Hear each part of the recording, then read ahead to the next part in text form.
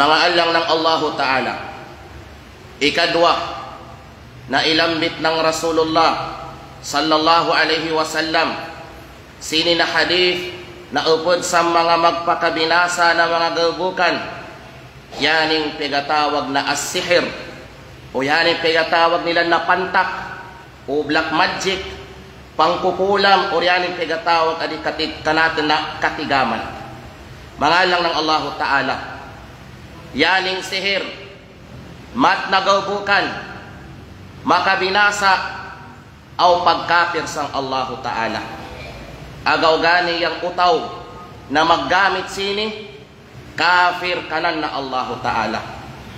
Kayang utaw na maggamit ng sihir, di yan magpakagamit ng sihir unless mapangayo muna yan sang lain pasang Allahu Ta'ala. Mapangayo muna yan sang kadaygan pasang Allahu Ta'ala.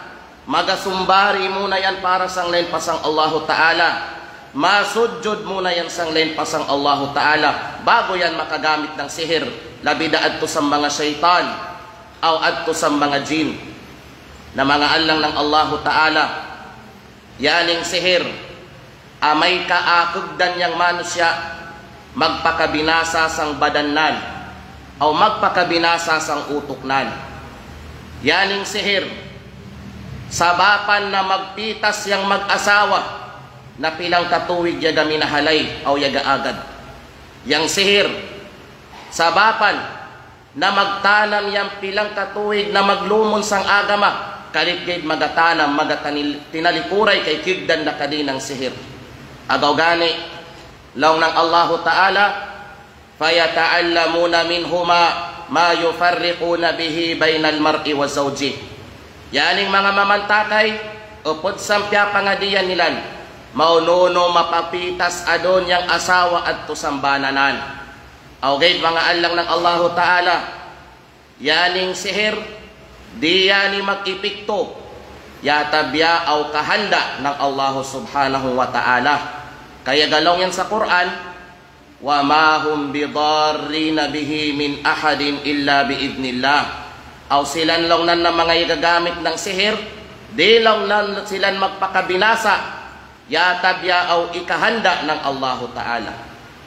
Sabat sang kadakwa ng dusa ng mga utaw na yani, yaglong yang Rasul sallallahu alaihi wasallam, haddus sahiri darbatun bisayf, yang parusa ng Islam para sa mga mamantakay, yang apugutan sila ng parusang kamatayan iyadan billah.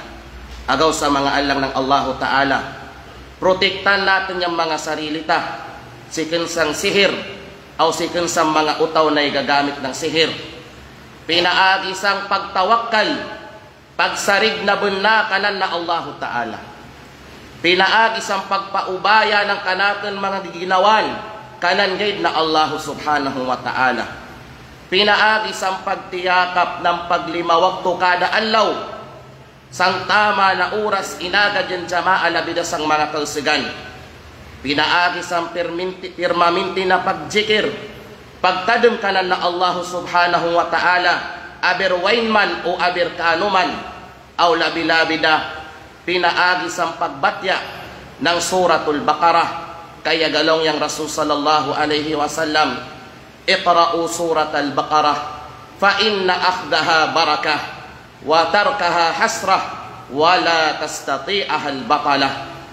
Law ng Rasulullah, batyanong nan may yung suratul Baqarah, kaysa buna-buna yung paggabot ng lasak ng Baqarah, barakat lang nan yan, grasya, blessing, aw yung pagbilinsan na kalugiyan na dakwa, aw dilaw nan makagaga, dilaw nan makakaya yung mga mamantakay sa mga utaw na pirmaminti, yagabat yan ng suratul Baqarah. Aw sang sambok pa na hadith, dilaw nan magpasay yang mga syaitan, sangbay na kung wain pegabatyan ng mga yagayaasan ng suratul Baqarah.